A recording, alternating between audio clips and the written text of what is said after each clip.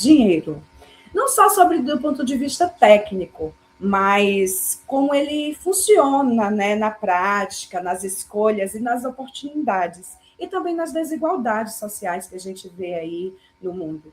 E aí, para isso, a gente está aqui com o Danilo, que é mestre em economia, ele é doutorando em administração e já atua no mercado financeiro há mais de 22 anos. Bom dia, Danilo, tudo bem? Bom dia, Rita. Uma alegria estar aqui com você. Obrigado pelo convite. Muito bacana poder pôr em pauta um assunto que é tão pertinente, que afeta tanto, tem tanto poder para influenciar nossas vidas. É um prazer, e eu sempre tive, desde quando eu conheci o Danilo, eu fiquei curiosa para fazer algumas provocações nele, e aí eu queria começar com uma história que eu ouvi há muito tempo, assim, na minha adolescência, do meu tio, ele falando sobre um grande produtor rural que tinha na região, e era uma pessoa de alto poder aquisitivo, né? E ele soube de uma oportunidade de crédito que esse produtor teve no banco, e aí ele comentou assim: ah, o rio só corre por mar. Eu, como assim? O que é o rio só corre por mar, tio? Aí ele, não, minha filha, o dinheiro só vai mais fácil para quem já tem dinheiro, para a gente que é pobre, ele não chega. E aí, Danilo, eu queria entender e saber como é que você vê essa questão. Se isso é uma crença realmente, a gente vê muitas questões falando, a prosperidade é crença limitante, se a gente não tiver crença, ela flui. Como é que é essa questão do dinheiro? Realmente está baseado numa crença ou tem algo estrutural que impede e faz esse dinheiro correr para quem já tem mesmo, esse rio correr para o mar? Eu acho que dá para a gente abordar de diferentes formas essa crença, sabe, Rita? Dando até um passinho para trás para, de repente, a gente poder começar e estruturar esse pensamento. Se a gente for pensar no que é dinheiro, vamos buscar lá no início dos tempos ali da humanidade, quando trocava-se bens um pelos outros de acordo com a intenção, com a necessidade e aquilo que cada pessoa possuía.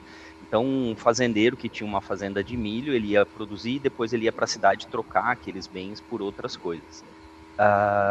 Começou-se a perceber uma dificuldade entre encontrar o que cada um possuía, aquilo que eu tinha para oferecer versus aquilo que eu tinha de interesse para receber. E com isso, essas trocas elas eram prejudicadas. Buscou-se formas de criar um meio para poder estruturar isso, para poder facilitar esse processo. A gente já escuta histórias a respeito do uso do sal para fazer esse tipo de troca, então o salário vem desse uso do sal.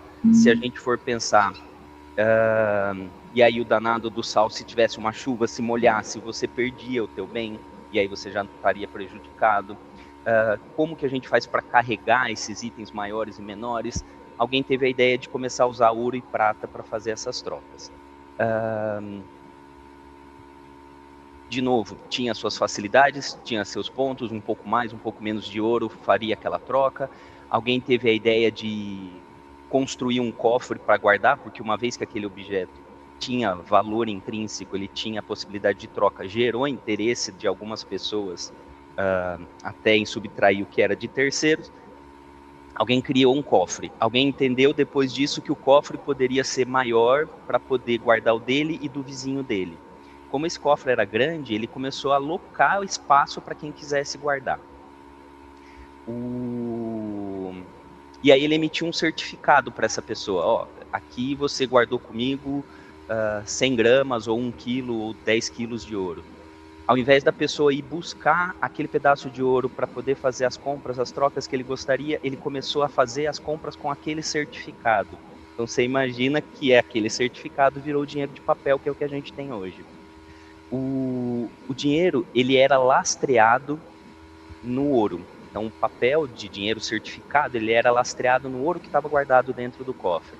A partir dali, a gente evolui essas trocas. Quanto mais ouro um país tivesse, mais quantidade de dinheiro ele pudesse emitir, até que eles perceberam que não haveria ouro suficiente no mundo para fazer uma troca, para justificar tanto dinheiro quanto seria necessário. A quantidade de ouro passaria a ser um limitador para quanto de dinheiro existiria no mundo. E aí eles perceberam essa troca, a necessidade de perder, de tirar esse lastro. Então ali a gente tem um pouco da criação do dinheiro. Eu entendo especificamente nessa intenção do rio corre para o mar, a gente tem uma estrutura. Existe um pensador, um teórico, economista, que é o Thomas Piketty. Ele é francês, então aí eu não sei se é Piketty ou se é Piketty, mas ele fala a respeito da rentabilidade do dinheiro versus o crescimento da economia. Se eu tiver no Brasil hoje, que a gente tem taxa de juros elevadíssimas, um título do próprio Tesouro é emitido a IPCA, que é a inflação, mais um tanto de ganho real. Quando esse ganho real é maior do que a taxa de crescimento da economia, a gente tem um estímulo ao crescimento das desigualdades. Então, quando é mais interessante para mim ter dinheiro guardado no banco, emprestar dinheiro para o governo federal e receber rendimento por isso, eu tenho mais estímulos para esse tipo de atuação, para manter meu dinheiro guardado, do que eu gerar produção, eu vou ter estímulo para a desigualdade. Então, mais interessante eu emprestar dinheiro para o governo e receber juros por isso, do que eu colocar numa atividade produtiva, do que eu comprar produto, beneficiar e vender, do que eu investir em bolsa de valores. Então aí a gente tem um desestímulo para a atividade produtiva e um estímulo para a especulação. Então quem tem mais dinheiro sempre vai ter vantagens em comparação com quem está tentando construir alguma coisa. Então realmente ali a gente vai ter esse desestímulo. Eu não estou dizendo que o modelo é falho, mas isso é um conceito muito importante para a construção de políticas públicas. Então, se a gente for pensar, por exemplo, muitas vezes a gente já ouviu que o Japão tinha taxa de juros negativas. As pessoas que deixavam dinheiro nos bancos, e isso era válido até 2024, a taxa de juros dos caras era negativa de 0,1%. Eu aplicava R$1.000, quando eu fosse buscar daqui um ano, eu tinha 990. Isso existia para estimular a produção. Então, ao invés de eu deixar meu dinheiro guardado para um uso futuro, eu era estimulado a usar ele agora e a criar atividades produtivas, a abrir uma nova empresa, poder trabalhar, criar empregos. Então, essa desigualdade ela é tendida a reduzir. Esse autor ele foi candidato a Nobel. Então, para você ter uma ideia, que realmente é um cara com um discurso extremamente válido e reconhecido pela academia. Enquanto que aqui no Brasil a gente tem um movimento contrário, então vale para esse pensamento. Eu acredito ao mesmo tempo que numa outra frente, numa outra forma de pensamento, que quem tem dinheiro fala sobre dinheiro, e ao falar sobre dinheiro aprende a cuidar dele. E aí tem um aspecto muito, muito importante de educação financeira, que é aí que eu acho que a gente precisa concentrar energia e o Brasil precisa evoluir demais. Isso a gente precisa caminhar desde educação básica e incluir o aspecto de finanças, de gestão financeira, também para a formação dos nossos alunos, da nossa juventude, tá? E tem uma terceira fator que está associado com isso também, que o credor ele vai oferecer recursos, ele vai oferecer ajuda para onde ele entender que ele tem menos risco. Se o cara tem dinheiro, ele entende da atividade, se o cara tem uma renda alta e ele toma crédito, a capacidade de pagamento dele é diferente daquele que vive com uma renda mais baixa. E aí a gente pode explodir isso de algumas maneiras de pensamento muito legais. Vamos pensar aqui, o cara que tem uma renda... Primeiro o seguinte, de empréstimo, que é o tópico, ele não é uma impressora de dinheiro, ele é uma máquina do tempo que muda dinheiro do futuro para hoje. Uma empresa, um produtor rural, quando ele toma crédito, ele vai colocar esse dinheiro dentro da atividade produtiva. Então, eu pego o dinheiro emprestado para comprar uma máquina e aí a minha capacidade produtiva vai aumentar. Eu estava até discutindo com os meus filhos aqui em casa. Quando eu era pequeno, eu lavava carro das pessoas da rua, da família, eu capia quintal lá e tal, para tentar ganhar algum dinheirinho. Se eu Para eu ganhar mais dinheiro, eu teria que trabalhar mais horas. Então, se eu ganhava R$ 10 por carro que eu fizesse a lavagem, se eu precisasse de R$ 100, eu teria que lavar 10 carros. E aí, vamos pensar, quanto tempo eu preciso para lavar 10 carros? Se eu conseguir, eu tenho duas formas. Ou eu vou lavar mais, trabalhar mais tempo, mais horas, ou eu vou tentar melhorar a minha eficiência para lavar um carro em menos tempo. Será que uma máquina vai me ajudar a fazer isso? E aí, se eu faço tomada de crédito para comprar essa máquina, eu vou aumentar a minha capacidade, eu vou ter mais dinheiro por hora entrando, eu vou conseguir pagar isso daí. Quando a gente vai para a pessoa física, então vale a pena emprestar dinheiro para atividade produtiva, tá? Se eu vou para a pessoa física, tomar dinheiro hoje para um investimento agora, a pessoa física, via de regra, não gera produção. Então, eu tenho as minhas fontes de renda e eu tenho as minhas despesas. O meu orçamento, as minhas despesas têm que estar dentro do meu orçamento. Eu tenho que ter o recurso suficiente para cá com essa minha necessidade de sobrevivência. Se eu tomo um dinheiro que seria dos meus próximos meses de salário, se eu antecipo esse dinheiro para hoje, eu vou ter que pagar esse cara nos meses seguintes. Então, o meu disponível para o mês que vem vai ser menor, porque eu gerei uma obrigação para fazer esse pagamento. Então, ele está trazendo do futuro para hoje. Qual é a utilidade que esse dinheiro vai te trazer? Trabalhando em instituição financeira, muitas vezes a gente escuta a pergunta, seja de curioso, seja de interessado em realmente cuidar e ajudar a pessoa a escolher a linha de crédito certa, eu sempre pergunto, qual que é o plano com esse dinheiro? Onde que você vai investir? Eu vou pagar conta. Você já deve ter ouvido isso. É para pagar conta. Cara, pagar conta, você está dando pro seu credor uma informação de que o teu risco é alto. Se você não conseguiu honrar com as suas despesas ou encaixar teu orçamento para arcar com essas contas que você tem regulares, você também não vai ter para fazer a devolução desse crédito que você está tomando.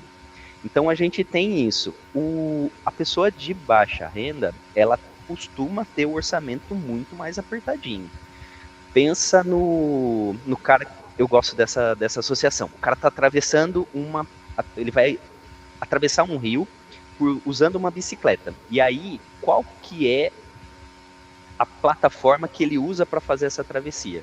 Se eu for pensar num cara que tem uma renda de 5 mil por mês e ele tem orçamento de 2.500, 3 mil reais por mês, ele está numa plataforma rígida, firme, estável, e ele consegue se equilibrar na bicicleta, se precisar balançar para um lado, se precisar balançar para o outro, porque ele tem espaço para fazer esse ajuste. Se der uma dor de barriga, quebrar alguma coisa dentro de casa, se teve uma despesa extra, esporádica que apareceu, ele vai ter essas margens de ajuste para poder honrar isso tudo. Então ele tem uma plataforma estável para ele fazer a travessia.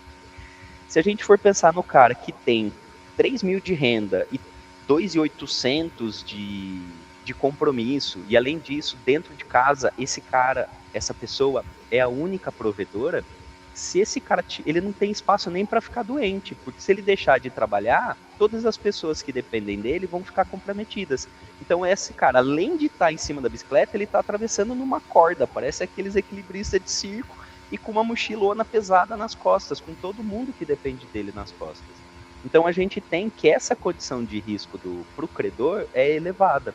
Então o credor, ele vai escolher um caminho onde ele tem a segurança do retorno.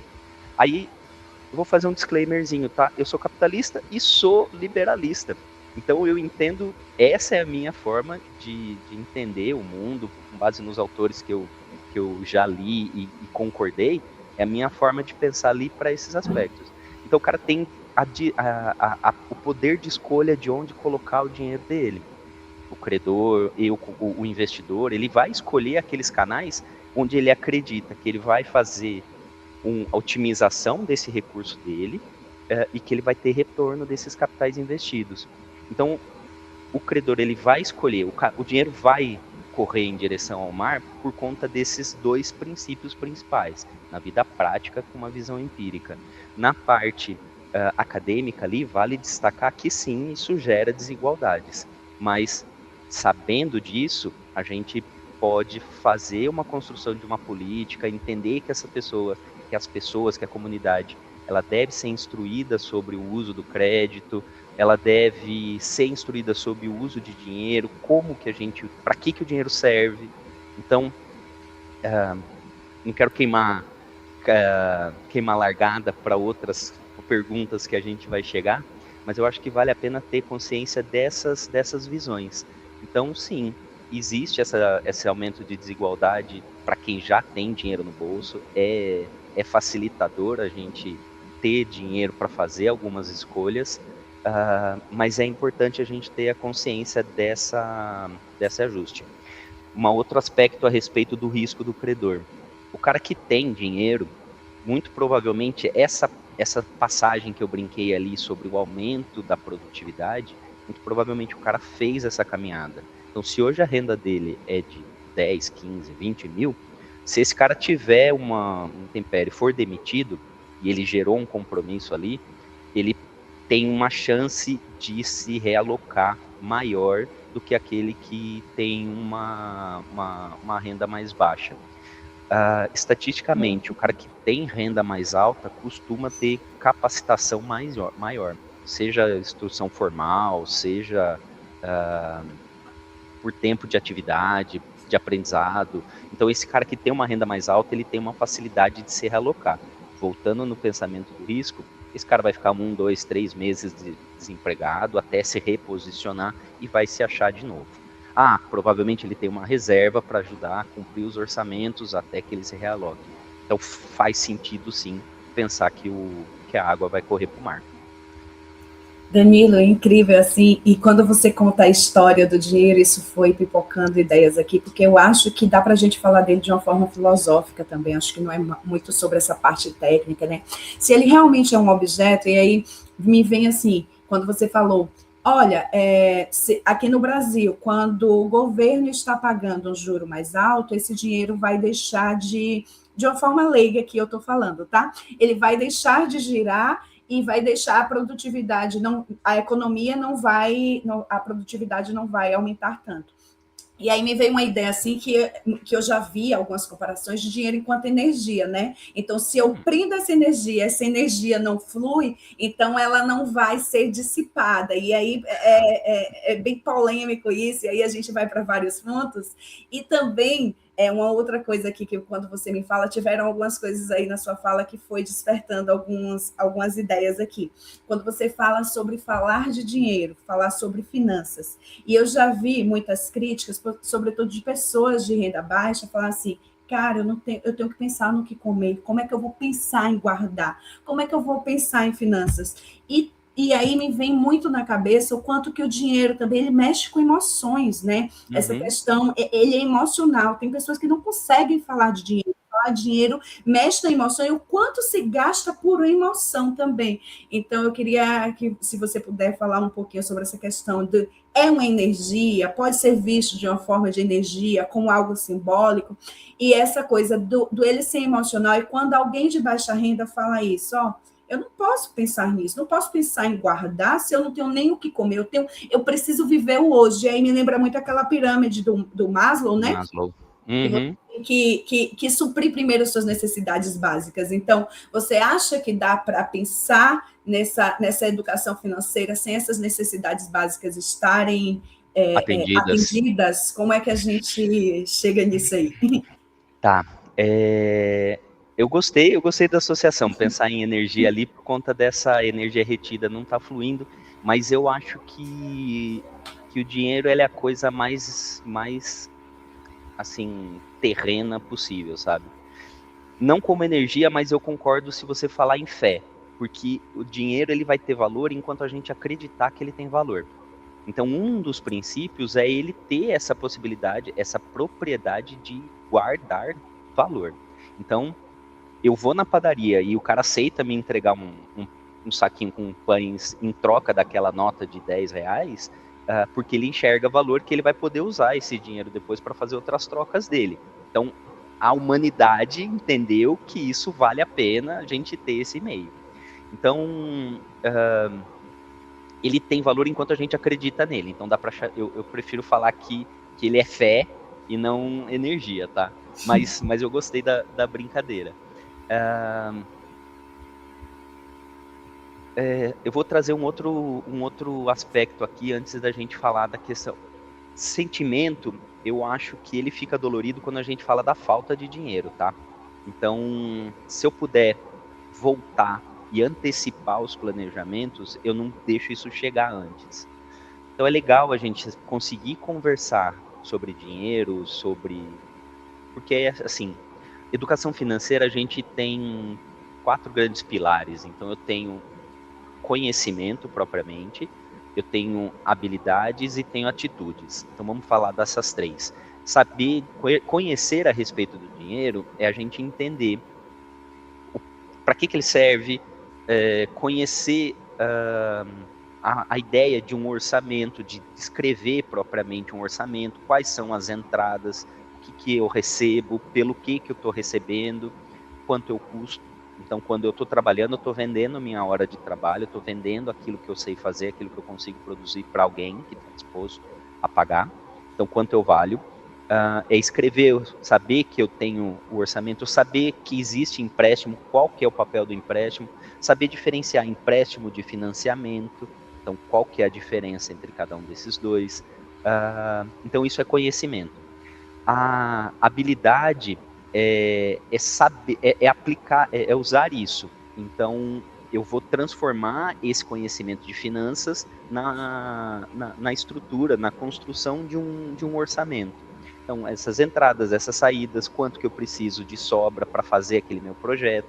Então, eu tenho uma habilidade de usar o conhecimento. E a atitude é aplicá-la. Então, se eu fiz a conta que para eu conseguir viver, minhas despesas têm que ficar dentro desse preço, eu tenho que ter a disciplina depois de exercitá-la. Depois eu tenho quanto dessa intensidade ali seria um quarto pilar, mas pensa nesse chá, né, que a gente muitas vezes escuta nos treinamentos de conhecimentos, habilidades e atitudes. Então, quanto eu consigo aplicá-la. Se eu tiver desde o meu primeiro emprego, desde a primeira entrada, essa disciplina, e aí por isso que eu falo que é legal a educação financeira fazer parte da formação da escola. Quantas vezes a gente vê um estagiário entrando no primeiro emprego e já pedindo cartão de crédito para matar a vontade de ter um celular da moda. Então, quando o modelo que a gente vive incita o consumo, de novo, eu acredito que o capitalismo é o melhor modelo que a gente teve até hoje. Então, na história da humanidade, a gente tem atualmente o menor número de pessoas em pobreza extrema, daquela pessoa que passa necessidade de fome.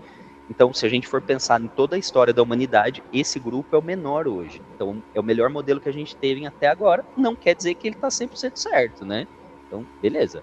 Então, se eu conseguir ter essa preocupação, entender desde o meu primeiro emprego, para que o dinheiro vai servir, como que eu uso esse cara, eu tenho uma tendência a sofrer menos das reações, dos reflexos que ele pode me gerar.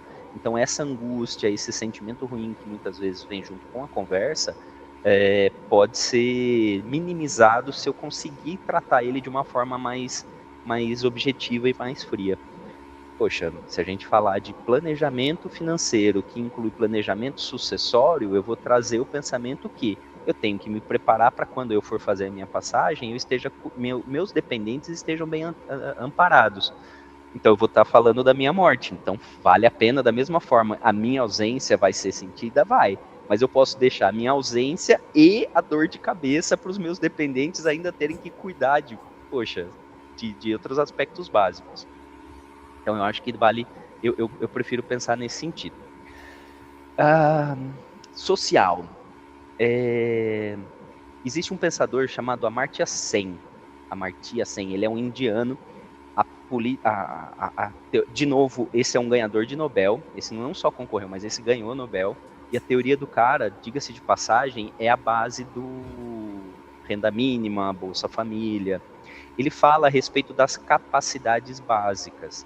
Ele é um cara que acredita em meritocracia, só que ele só vai falar da meritocracia depois que essas necessidades básicas para exercício das capacidades forem atendidas. Para quem gosta de rede social, o Instagram, tem um cara muito bom, chama Vitor, eu anotei aqui, Vitor Rangel. É o canal Econometria Fácil. Muito bom o cara. E uma das coisas que ele trouxe muito recentemente foi estudos acadêmicos sobre o Bolsa Família. Sabe aquela coisa? Ah, quem ganha Bolsa Família não trabalha. Ele trouxe que realmente períodos que tiveram um aumento da adesão, uma participação mais expressiva, uma quantidade de famílias amparadas, existe reflexo no aumento da saúde, no aumento de carteira de trabalho assinada. Ele trouxe que quando essas restrições básicas são atendidas, as capacidades, e aí por isso que o discurso do Amartya Sen valida, as capacidades podem ser desenvolvidas.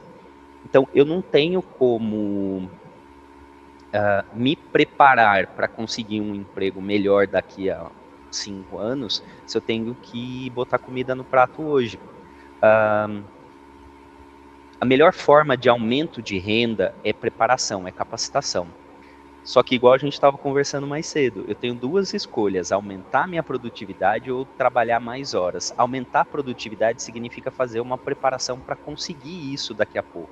Só que eu tenho uma necessidade imediata. Então, um programa assistencial, e aí uma construção de política pública vai fazer sentido para entender isso, para poder atender essa necessidade básica da população. Se esse cara tiver com essa necessidade atendida, se ele tiver a segurança de que ele tem comida na mesa, que o INSS vai amparar se ele ficar doente, ele vai poder trabalhar das 9 às 18 e vai poder estudar na parte da noite. Se não, ele vai ter que trabalhar das 8 às 18, depois ele vai ter que pegar um carro para fazer Uber, e aí ele vai trabalhar até às 11h30, meia-noite, vai dormir 5 horas por dia e vai ficar doente. Então, eu acho que tem essas associações, sabe? Então, o mérito só existe a partir do momento em que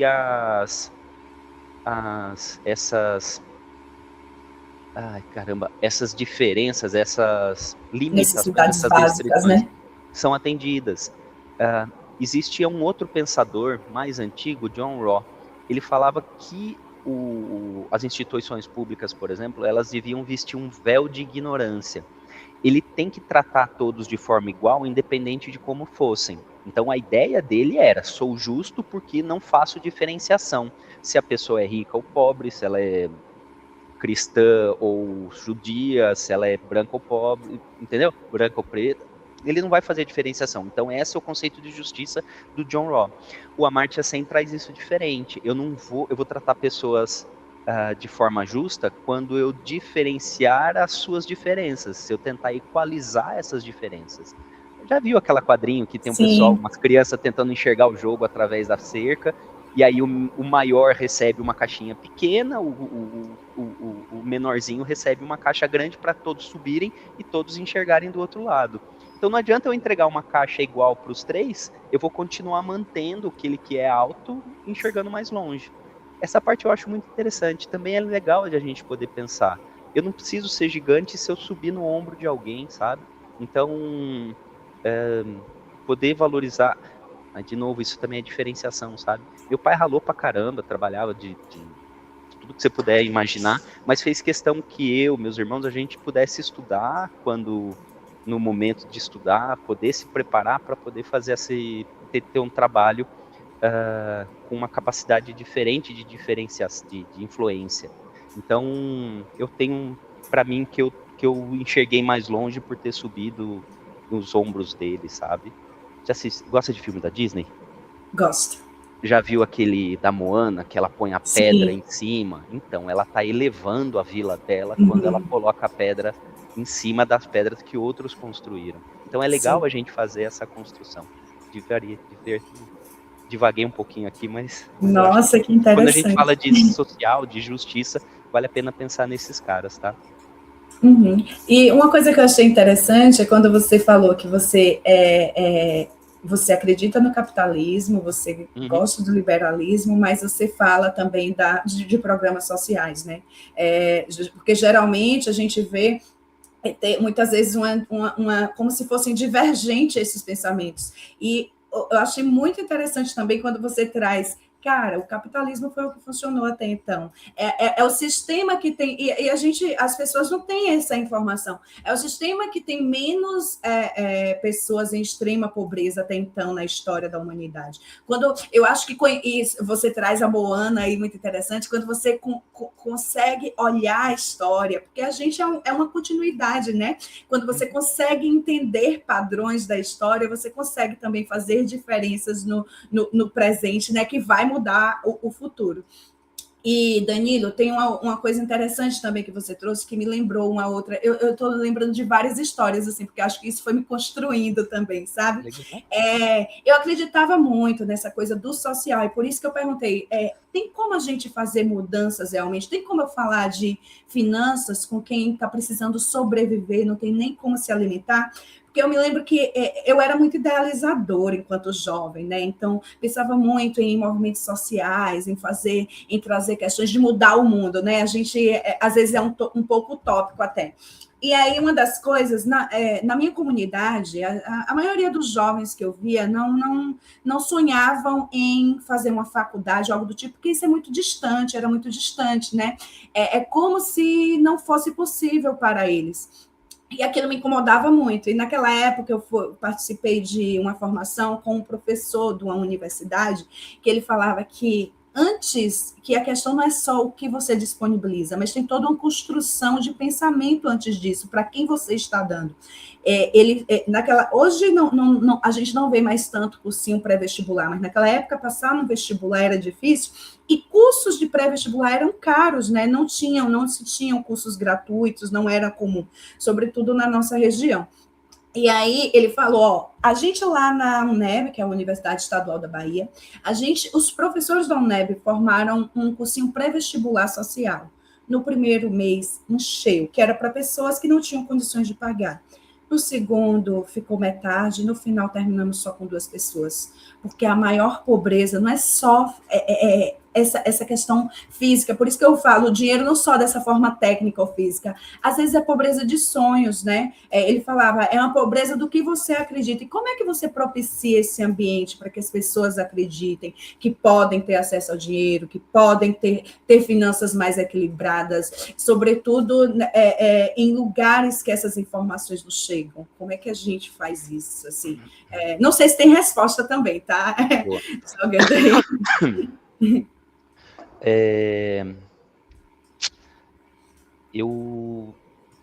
Eu acho que assim, igual a gente estava comentando mais cedo, a gente está falando ali de uma necessidade emergencial. Você tem a emergência e a urgência. Então, eu tenho que atender aquela necessidade agora, não tem jeito. Um cursinho vestibular, ele vai te preparar para fazer uma prova, ele está te preparando para fazer a prova para entrar num curso de 4 anos. Então, volta para essa ideia. Eu fazer hoje uma oferta de preparatório para vestibular, esse cara vai colher algum tipo de resultado daqui 5 anos, porque ele fez esse 1 ano de preparação, às vezes mais, para entrar num curso de 4 anos de formação para colher um resultado lá na frente. Agora, me falha o nome do autor, mas existe esse conceito de quanto de diferença faz um salário R$1 maior para quem ganha o salário mínimo, de quanto rende a mais o salário R$1 no salário de quem ganha 10 salários mínimos. Então, esse incentivo, esse investimento no imediato ali, ele vai trazer o cara que ganha um salário, se ele ganhar um salário mais R$10, esses R$10 vão voltar 100% para a economia. Esse dinheiro vai ser reinvestido, o cara vai fazer compra com isso. Eu acho que a preparação ela tem que ser de mais rápido alcance. Então, um curso técnico ele vai trazer essa aplicabilidade do conceito. Então, vale a pena a gente entender como fazer alguma diferença, mas num curtíssimo prazo. Então, talvez a faculdade não seja a resposta legal. Se a gente for pensar em tecnologia, a galera que trabalha em tecnologia, 4 anos de faculdade, existem linguagens de programação que não sobrevivem tanto tempo. Então o cara faz um curso rápido, imediato, e ele aplica isso imediatamente. Se o cara vai fazer um curso de mecânica de autos, na primeira semana ele está consertando o carro, ele está praticando aquilo e recebendo esse retorno. Então eu acho que se a gente tiver essa questão escalonável, aí é uma questão de política pública, de como talvez fuja um pouquinho, mas teórica, se for para entrar nesse mérito, eu te diria que vale a pena nesse tipo de pensamento. Vamos ter uma aplicabilidade rápida para esse público de extrema pobreza. Então, a ideia é tentar fazer essa associação. Vamos aproveitar esses programas de transferência de renda, vamos fazer algumas garantias básicas de atendimento de necessidades, para que esse cara possa estar apto a exercer suas capacidades. E a partir dali, esse cara vai buscar. Lógico que depois vem motivação de cada um. A motivação, na verdade, é o que te empurra, mas é a disciplina que te mantém fazendo atividade. Alguma coisa de identificação, de valor, de propósito. Então, tudo isso está na mesa, sabe? Mas eu acho que se a aplicabilidade for imediata, o cara vai enxergar valor de verdade naquilo e vai ter essa frequência e vai estar lá presente. Não dá para apostar em daqui 5 anos para alguém que precisa almoçar amanhã. Então acho que dá para pensar nesse sentido. O que eu tinha colocado? Quando a gente estava falando do capitalismo e da evolução de pensamento, eu queria só trazer mais um autor ali. Se a gente for pensando de novo no danado do Adam Smith, ele falava a respeito da liberdade, de eu poder usar meu dinheiro do jeito que eu quiser. Ele falava sobre usando o meu dinheiro da melhor forma, a sociedade ao meu redor vai se desenvolver de uma forma melhor. Mas aí você tem, por exemplo, uma história que fala da tragédia dos comuns. No capitalismo ali, você tinha imagina uma cidade, tinha alguns produtores rurais e tinha um pasto que era comum. A galera queria cada um levar seu gado para poder pastar. Só que o pasto ele tinha capacidade limitada do quanto ele pode atender. Então você vê já a evolução o cara que evoluiu o pensamento do Adam Smith. E aí vem como chama aquele filme do Mente Brilhante? John Nash, que ele cria o equilíbrio de Nash. Então não se trata de eu buscar exclusivamente o meu bem. Eu tenho que pensar no meu bem e mais na comunidade, nos meus pares. Então até tem um videozinho dele pensando, né? Tem a menina bonita e todo mundo querendo apostar para ver qual deles ia conquistar a menina bonita. E aí ele fala, se todos mirarmos naquela uma menina, as amigas todas ali vão dar as costas, porque elas vão se sentir preteridas num primeiro momento, ou sentindo que foram segunda opção, e a gente se anula, as forças vão se anular. E todo mundo vai embora sozinho. A partir do momento que a gente trabalha em conjunto, pensando no bem próprio e no bem comum, a gente evolui. Hoje a gente tem princípios ESG, que percebem que o binômio de rentabilidade e retorno exclusivamente não são suficientes para a gente poder avaliar um investimento em um título. Então, eu pensar que o meu retorno é legal, mas, por exemplo, botar meu dinheiro, investir meu dinheiro numa fábrica de armas, ela não é tão bacana. Investir em tráfico de drogas tem altíssimas margens de retorno, mas não faz sentido se eu quiser que a minha comunidade evolua. Então eu vou investir numa empresa que, além de entregar retorno, entregue melhoria. Então são evoluções de pensamento que a gente vai progredindo e que vai fazendo uma entrega maior. Então é gostoso de pensar nessas frentes todas, sabe?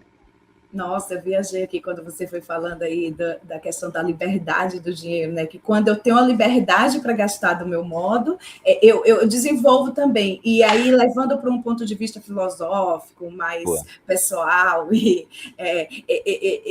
eu costumo falar que a gente, enquanto sociedade, eu já usei isso muito, assim, que por muito tempo a gente aprende que eu tenho que agradar o outro, né? Então, assim, o quanto isso não é libertador para mim. Tipo, eu dou até um exemplo.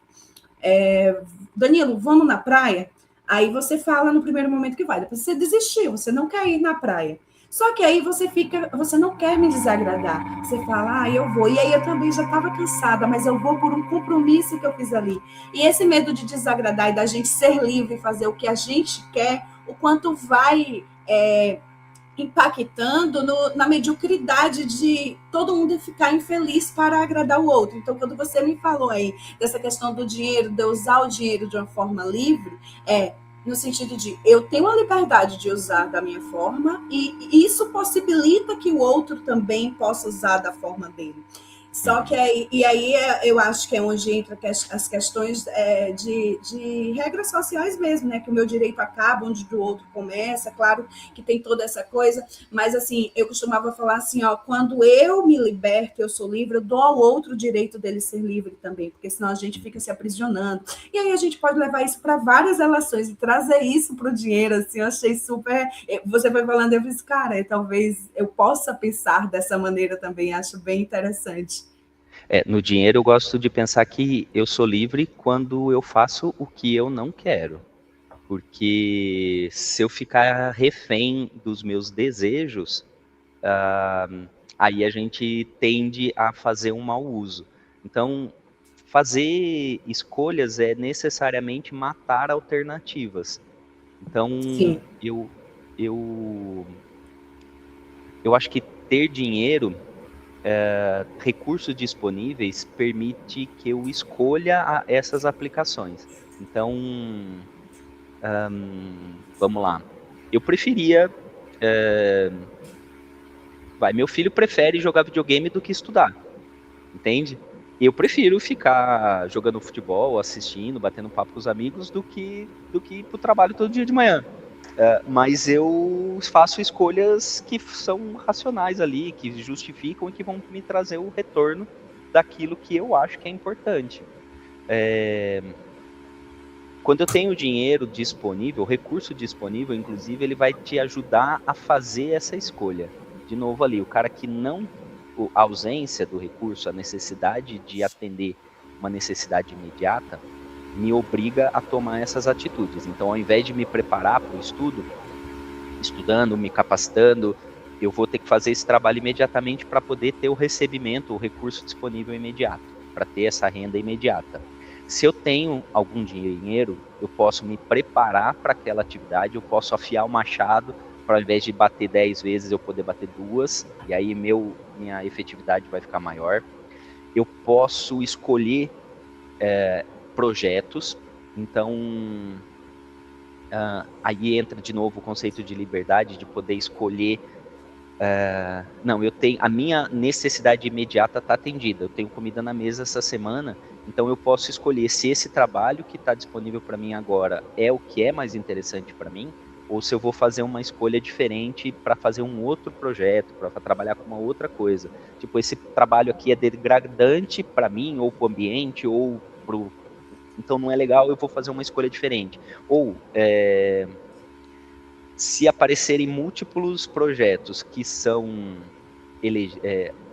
não são excludentes, que não sejam mutuamente excludentes, se eu tiver recurso disponível para aportar recurso em diferentes projetos, algum deles pode até falhar no meio do caminho, algum pode me dar um resultado medíocre e um pode me dar um hiper resultado.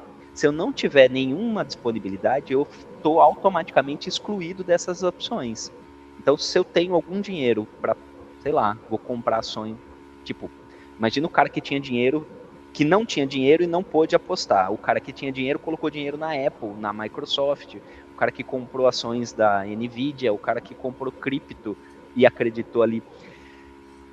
O cripto podia estar completamente em água, porque era uma ideia de fé completamente. Tem uma estrutura tecnológica, tem governança, mas ela podia completamente fazer água e tá valendo o que tá valendo.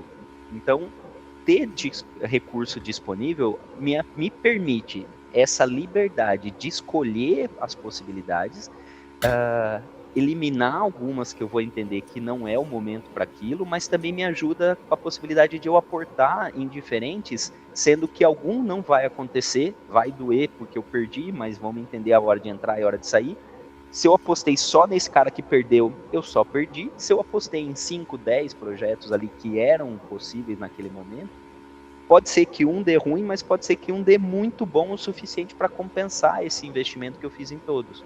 Então também é legal de ter esse tipo de pensamento. Existem fundos de participação que são especialistas nisso, de achar bons projetos que estão à disposição, que dependem de capital para alavancar e para desenvolver, e com esse uso desse recurso, com uma profissionalização que o fundo é capaz de trazer, com uma capacitação que o fundo é capaz de trazer, esse cara decola e traz dinheiro para todo mundo. Então, eu acho que essa liberdade também traz esse tipo de conceito.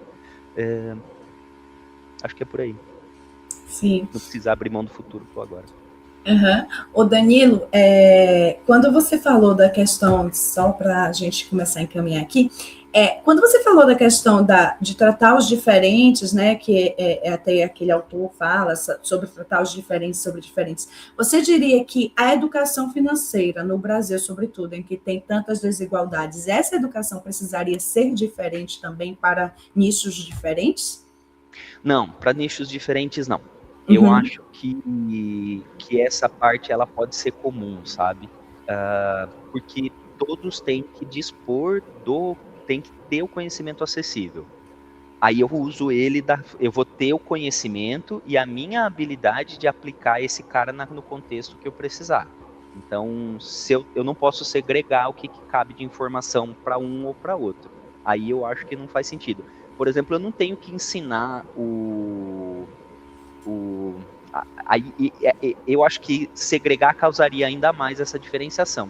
Imagine que eu vou ensinar o cara que é um milionário a fazer gestão financeira e o pobre, eu só vou ensinar esse cara com dinheiro no bolso, fazer compra no mercado. Então, o conhecimento tem que estar disponível para todo mundo para que esse cara escolha quais são os usos mais pertinentes. De novo ali, se a gente for pensar, o tomador de crédito, ele tem necessidade ainda maior de conhecer como que essas ferramentas funcionam, do que ele está prometendo e do que ele vai abrir mão. Então ele está tendo esse recurso à disposição agora com uma promessa de devolução futura. Então, ele está usufruindo disso agora, mas ele vai ter que fazer essa devolução. Então ele vai ter que abrir mão de alguma coisa. Ele está escolhendo agora para depois. Ou ele vai. De que forma ele vai fazer isso? Sabe aquela coisa de qual agora que você quer, do que você quer abrir mão agora para ter daqui a pouco? Então, ir na academia hoje é difícil, mas ficar velho com riscos de saúde muitíssimo piores depois é muito pior. Então, eu prefiro ter essa escolha, o direito de escolha. E se eu tiver informação, eu vou escolher sabendo quais são as trocas que eu estou fazendo.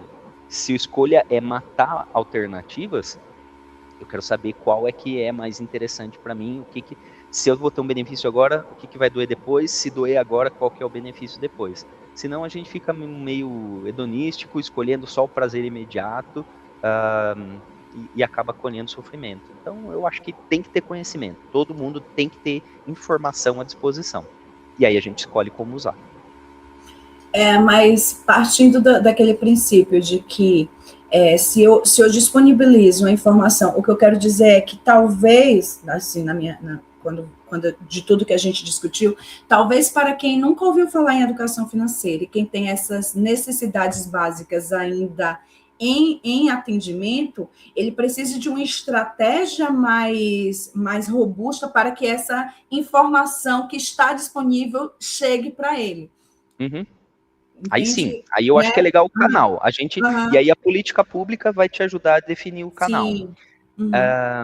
A empresa que eu trabalho tem um programa de voluntariado que coloca galera que gosta do assunto para fazer palestra dentro de escolas, que oferece a possibilidade de alunos fazerem essa mentoria com alguém que já sabe alguma coisa do assunto. Então, o canal de entrega pode ser diferente. Poxa, quando a gente era criança, acho que quando eu era criança, um pouquinho mais velho, mas vacinação acontecia dentro da escola. Então você garantia o alcance, que aquilo ia chegar em quem era necessário. E a taxa de vacinação era de 99% do público-alvo. Quando isso passou a ser uma coisa voluntária, que a criança depende de alguém para levá-la até o posto, esse alcance ficou diminuído e a gente hoje tem retorno de doenças que estavam exterminadas. Então, vale a pena a gente entender qual que é o canal que vai ser mais efetivo e garantir que essa informação chegue. Falar que existe um site do governo federal para você ir lá buscar, não chega na pessoa. Então, talvez por conta de disponibilidade, mas qual que é o canal que vai ser mais interessante? Então, vale a pena pensar uma política pública que faça esse conhecimento chegar. matéria básica de escola, de formação no colégio, matemática, língua portuguesa e ciências naturais, e por que não, dentro da matemática, por exemplo, ou até nas ciências humanas, colocar uma janelinha. Meu filho, esses dias atrás, veio me pedir ajuda, ele está estudando a respeito da Revolução Francesa, e lá aconteceu dos pensadores iluministas. Os caras estavam saindo de uma época de trevas para uma galera do iluminismo, antropocentrismo, humano ali no cálculo. E um dos pensadores da época é o da Adam Smith, que é o cara do liberalismo. Ele era o cara que estava falando, a gente tem que sair dessa dependência da monarquia, a gente tem que sair dessa dependência para poder pensar por nós. Então, eu acho que a ideia é a gente tentar construir uma forma de pensamento que chegue em todo mundo, que chegue até as pessoas. Talvez não escolha do conteúdo, mas escolha do canal para essa informação chegar para as pessoas. Aí eu acho que a gente começa a fazer diferença na vida dos outros. Sim. Pode ser através de um projeto, pode ser através de uma educação, de uma aula específica dentro da escola, pode ser, de repente, até para alguns projetos associados com programas assistencialistas. Então, junto com, igual Pé de Meia, por exemplo, ele vem com um apoio financeiro para aqueles que estão dedicando tempo e energia na escola. Não ter evasão escolar vai trazer melhoria para toda a comunidade. Esse cara vai sair da escola com capacidade de ler, escrever, de fazer conta, e aí ele vai ser mais produtivo, e aí ele vai ter um salário maior, e aí ele não vai depender de um programa. Então, eu acho que essa é uma das formas de pensamento. Não segregar, mas não segregar o tipo de informação, não segregar a informação, mas escolher o canal mais eficiente. Aí acho que faz sentido, né? Sim, muito sentido. Muito obrigada. Ô, Danilo, só assim, para a gente ir concluindo e encerrar nosso papo aqui, que eu achei maravilhoso, eu queria terminar com uma pergunta. Vai. O que é a prosperidade? Ela está ligada ao dinheiro? Eu acho que passa por um pouco disso que a gente conversou, de que ter dinheiro me permite escolher alguns usos. Se você perguntar, nossa, quantos filmes a gente vê que o cara escolhia ter tempo para voltar, com a possibilidade de voltar no tempo e de repente fazer escolhas diferentes e tal. Aquele filme Clique, por exemplo, o cara tentava acelerar para poder atender algumas necessidades profissionais e tal, e aí quando ele chega lá no fundo, ele percebe que na verdade ele só perdeu o tempo dele. Eu acho que o tempo é o recurso verdadeiramente escasso que não tem, que anda por uma direção só. Então, ter prosperidade para mim é poder escolher, ter sucesso para mim seria poder escolher o que fazer com o meu tempo. Ainda não cheguei lá, eu ainda tenho conta para pagar, a gente trabalha tantas horas quanto meu empregador exige que eu trabalhe, mas eu acho que quando o cara consegue alcançar essa possibilidade, esse ponto em que ele escolhe os projetos em que ele quer estar, em que ele escolhe onde o tempo dele vai ser melhor aproveitado, que ele tenha disponibilidade de, levar meu filho para a escola e buscar no final da tarde, almoçar com a minha esposa, eu acho que esses caras ainda não têm preço, sabe? Então, ter prosperidade significa ter recurso suficiente para escolher, e aí eu acho que faz sentido. Muito bom. Muito obrigada, Danilo. Foi legal? Muito legal, assim, eu aprendi muito, ressignifiquei algumas coisas. Por exemplo, o Adam Smith não era uma pessoa que eu era tão simpatizante, você me trouxe ideias aí muito interessantes, né? E eu acho muito interessante essa questão das perspectivas diferentes. Eu acho que não tem muito certo e errado, são perspectivas, e quando você agrega, você consegue uma prosperidade, uma riqueza maior na sua vida. Sim. De fato, né?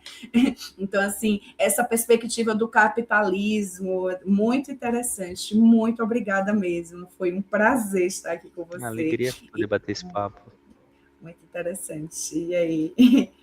Muito isso, bom, gente. Que tenhamos muitas oportunidades de poder conversar bastante, de a gente poder discutir